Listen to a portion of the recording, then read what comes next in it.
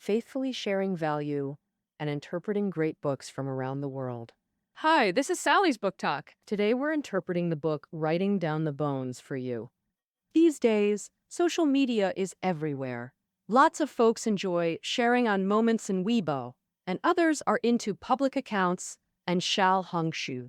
People are documenting their lives and sharing their opinions in all sorts of ways. Do you enjoy sharing little moments of your life on social media? Feel free to drop a comment below. But how do you write compelling words and tell engaging stories? Today, we're diving into Writing Down the Bones, a book that shows regular folks how to express themselves by writing.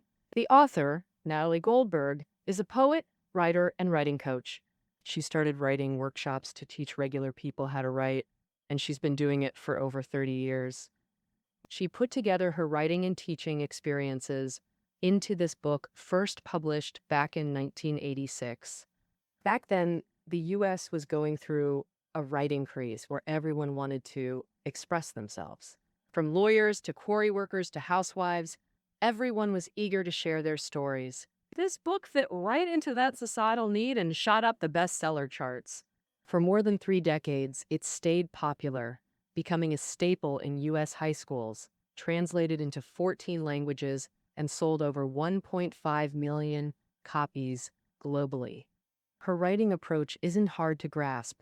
The main idea boils down to this: observe your life, untangle your feelings, and express what you see, feel, and think. In short, just one rule: observe your life, sort out your heart, and express what you see, feel, and think. That's precisely what the title Writing Down the Bones conveys. So, how do you observe, untangle, and express? She created a basic writing framework through short essays and shared practical tips. Breaking down the book, I'll tackle 4 common writing challenges to explain it for you. First, what should you do to prepare before writing? Second, how to find writing material. Third, the basic framework for writing. Fourth, mindset challenges when writing. Let's start with the first question: what to prepare before writing? Before writing, folks often pick out nice pens and notebooks, or set up a cozy workspace. These are all about material setup. The author suggests doing material preparations, but don't get obsessed. Don't spend more time at stationery stores than at your writing desk. First off, you really don't need to pick fancy, expensive pens and notebooks. You might hesitate to write, feeling like only perfect articles deserve such nice stationery. So, why not get some cheap functional paper and pens? That way, you can scribble whatever without worry. The author often uses a super cheap pen that writes smoothly. He's gone through hundreds of them. His favorite notebooks are those cheap spiral bound ones. They're thin, so you fill them up fast. Plus, they're easy to carry. He'd jot lines while waiting at the dentist or cafe for a friend. The author stresses that notebooks should serve you, not trap you. Of course, nowadays, folks often write straight on computers, no notebooks, thanks to tech, so some obsess over study room setups instead of pens and paper. Some meticulously pick desks, chairs, curtains, rugs, sofas, even decorate with pen holders, plants, aromatherapy. But the author's seen too many craft-perfect spaces, then prefer writing at the dining table or hunched over a coffee table. This mirrors the fancy notebook feeling we mentioned earlier. Sitting in a too-perfect study, but writing life's messy stuff, makes starting tough. So, the author advises not to get lost in interior decor. A separate room with a window and AC for winter or summer is plenty. If not, spots like dining tables, coffee tables, nightstands work as temp desks. After material prep, mental prep's key. Many sit ready with paper and pens, but their minds scream, I don't want to write later. Thoughts like, I'm exhausted. They'd rather wash dishes, tidy up, or chat than write a word. Facing this procrastination, the author says, sit and write. Write what? Write about how you're feeling right now, your complaints, how much you don't want to write. When you pour out all those inner voices, you'll find the complaints become dull and annoying when repeated. Then you can finally pick up your pen and start writing for real. One of the author's friends did this too. He'd fill a whole page with complaints before writing novels, calling himself a terrible writer and foolish for even trying. Once he'd vented enough, he'd tear out that page and start the next chapter. The author also shared some tricks he used, creating space and external constraints. Once, when he couldn't write a word, he called a writer friend to schedule a work discussion in a week. After setting that deadline, he went straight back to writing. He thought, I have to produce something to show him. Sometimes he'd wake up and tell himself, before 10 a.m., do whatever you want. But at 10 sharp, he'd be at his desk with pen in hand. He also suggests asking yourself, why do you write? Once you have an answer, grab your pen or open your laptop immediately. This isn't some serious philosophical question. Make up any answer, like having something to say, impressing a crush, or believing you're Shakespeare reborn. When stuck, ask this and start writing as soon as you answer. The point is to use tricks to start writing, not avoid it while feeling guilty. That cycle just makes you quit altogether. Even after prep, sitting blankly for 10 minutes is common. In part 2, we'll tackle finding writing material. It's actually simple. The author suggests 4 approaches. First source, your raw thoughts, what you feel and think right now, like today's anger at your boss, or that giddy feeling about a weekend date, or missing a departed loved one, remembering happy times together. The sun is shining beautifully outside. You're feeling comfortable and utterly at ease. The second source of material is everything happening right before your eyes. Your cat and dog are fighting, you're sitting in a cafe watching a couple argue, or it's snowing. Kids building snowmen and having snowball fights, or the city you live in, all make fantastic material. Delicious meals you've had, little scenes while strolling streets, seasonal changes in familiar spots, all worth writing. You might wonder, are these trivial things even worth writing about? Yes, brilliant writing often lies in capturing the smallest details. Take Dickens in A Tale of Two Cities. The breath of the weary horses steamed into the fog as if they'd made it all themselves. Such precise weather descriptions pull you right into the scene. Don't always chase grand mountains or cosmic themes. Mastering small observations is achievement enough. The third source is breaking fixed structures. Writing from fresh angles. We often write, I saw a dog, but flip it. What if the dog saw a person? Different viewpoints reveal different realities, right? We default to human-centered writing, yet everything has meaning. Ants building nests, dogs living their lives, cats practicing hunts. So shift perspective, make them story protagonists. The fourth source, step beyond familiar topics into different viewpoints. Teaching workshops, the author saw students stuck writing only about hometowns or childhood memories. Their work felt limited, comfortable in their expertise, but confined, like frogs in a well. True growth comes from leaving familiar territory to explore the unknown. Finally, dedicate a page to jot down writing topics. And when you keep the intention to gather material in mind, you'll naturally become more observant. Things happening in everyday life. Without even noticing, you'll observe and experience life more deeply. Living with material gathered, next comes actual writing. That's the third point. The basic writing framework. The author's approach can be organized into a framework with 5 aspects: viewpoint, details, emotional techniques, and revision. Let's go through them one by one. First, viewpoint, the foundation of any piece. Viewpoint. No right or wrong. You can think a painting is beautiful or ugly. You can like certain foods or dislike others. What matters isn't what viewpoint you present, but that it's clear and definite. Say, this attraction is boring, instead of fishing for agreement. Like asking, doesn't everyone find this attraction boring? The author advises cutting all vague, uncertain phrases. State views clearly and confidently. Similarly, any question you raise in writing must be answered. What does that mean? For example, if you ask, what should I do with my life? You must provide an answer. You could say, ate 3 chocolates, travel, become the world's greatest writer. Or if you ask, why am I so unhappy today? You still need to answer. It could be, I didn't eat enough at dinner, or I scuffed my new shoes, or my favorite show didn't air this week. These 2 rules are especially vital for new writers. When presenting views, even uncertain ones, project confidence. This isn't just technique, it's practice. Practice trusting your heart and convictions. Do this enough, and true confidence follows.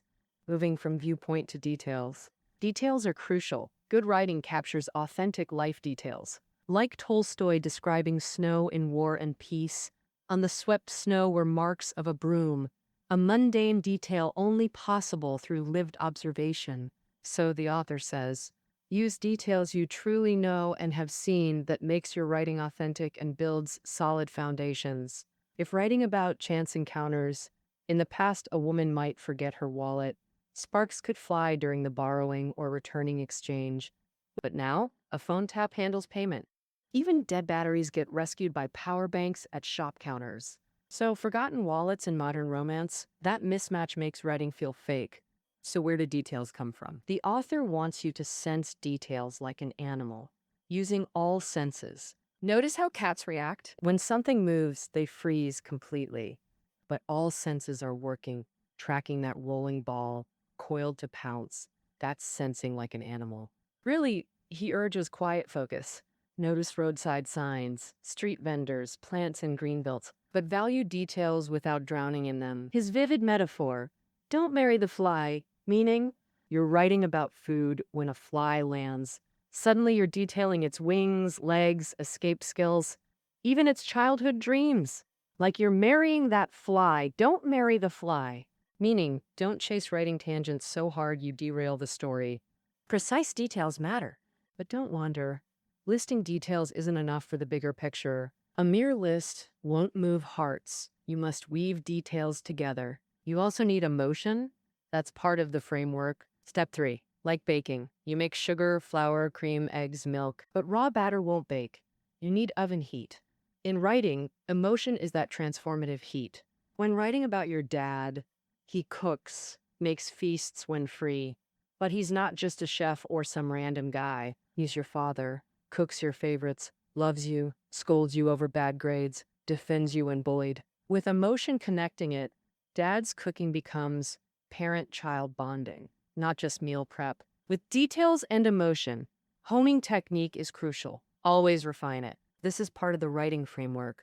Step 4. The author shares super practical techniques. First, verbs are vital. Polish them meticulously. Listen to these. Her husband snores, sawed her sleep in half. Violins boiled the air with music. Willax deceived the sky into purple. Notice how the verbs make these sentences fresh and striking? How to craft such creative, spirited sentences. Here's a drill. Fold paper. List 10 random nouns on the left. Flip to the right. Pick a job. Say, chef. Then write 15 job-related verbs. Unfold. Connect nouns and verbs to form new combos, then build full sentences. That's how those 3 sentences were born. The author used verbs chefs frequently use. Second, avoid vague words. Angry, delicious, pretty interesting. If a cream cake tastes amazing, don't just say delicious. Show how delicious. Paint it with words. If angry, don't write I'm angry. Show what enraged you so we feel it too. Example, your client proposal just hit draft 7. You revised everything, concept, background, fonts, images, per their requests. Then they ask to revisit draft 3, saying its concept fits better. Third, descriptions must be clear. Use precise words when describing. For example, if you say, there's a pot of flowers on my balcony, you should specify the flower's name. Saying geraniums on the balcony is way better than just flowers on the balcony. The mere 3 words, geraniums, sketch a much clearer picture for us. Bright red petals, emerald green leaves, soaking up the sun, everything thriving. Fourth, imitate famous works. The author suggests picking one writer, read all their works over and over till you grasp how they express views, describe details, write actions, and paint scenes. Then, when you write, you can use similar approaches. This is a method the author often uses in writing classes. He reads a passage, then asks students to pinpoint parts that hit hard for him. Once, he read a short piece on countryside views. Students couldn't just say, the farmland part was okay. They had to quote the author's exact words. I think the author's line, in the fields I'm lonelier than a crow, is really well written. This sentence is great, but some might worry, aren't I just copying someone else's style? Then I won't have my own uniqueness. The author thinks that's not quite right. Writing's a public act. We can borrow insights and tricks from past writers. Blend them. In our writing world, many educators agree that imitation is key for kids learning to write. And even poems by great poets through history show traces of imitation and borrowing. The big difference is whether you're just using others' common words and structures, or in imitating, you add your own ideas and feelings. The author says, whatever part of others' work fits your nature becomes yours, and ultimately, becoming you is the heart of imitation. What truly shows is your own feelings. With techniques covered, we're at the final step of the writing framework, revision. After finishing a piece, don't revise right away. Wait a while before rereading it. Time creates distance between you and your work. You can look at your writing more objectively. When rereading, circle whole sections that are well done. If writing on computer, save your best bits in separate documents. These brilliant snippets become starting points for future writing. For weaker parts, don't just edit, rewrite entire paragraphs. If unsatisfied after draft 2, write 3 and 4, then combine the best elements. The author rewrote his father's dying moments for a month, sparking a long father-themed poem. He calls this composting, like piling organic waste, crops, leaves, food scraps, to decompose into fertilizer. Your imperfect paragraphs are like manure and dried stems in a field, but they're not useless. They're constantly fermenting. Through practice and accumulation, a crimson tulip might bloom from this compost. After the framework, the crucial final piece, writing mindset, part 4 of today's talk. Writing's tricky. You craft brilliance one month, then hit total block the next. Months of drought can suddenly break into divine inspiration. So what mindset sustains you through this? First, consistency. Regular measurable writing is essential. Don't wait for inspiration. It won't clock in automatically. You learn writing by writing. You spark inspiration by creating. Start small. Set daily time slots, 30 minutes or an hour. Begin with shorter sessions. Extend after a week. Whatever duration you choose, honor it fully. And set word counts too. The example, the author commits to filling one notebook monthly. He admits daily writing plus monthly notebook is ideal, not always achieved. When missing it, he avoids self-blame or panic, knowing perfection's impossible, a crucial writing mindset. Second mindset, don't be too hard on yourself. Don't set sky-high goals like writing a poem or novel right away. That mindset only breeds constant disappointment and might prevent you from even starting. Give yourself space, write freely without purpose. Tell yourself, I have the freedom to write the world's worst garbage. During writing, give yourself small rewards to stay motivated. Like treating yourself to dessert after filling a notebook, or hot pot after completing a story.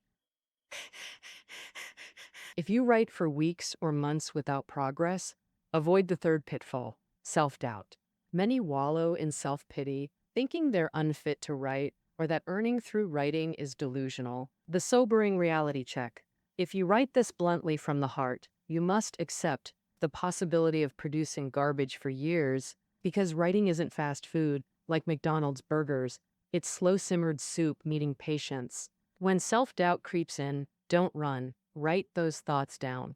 Even the author finds pages of self-pitying nonsense when reviewing his notebooks.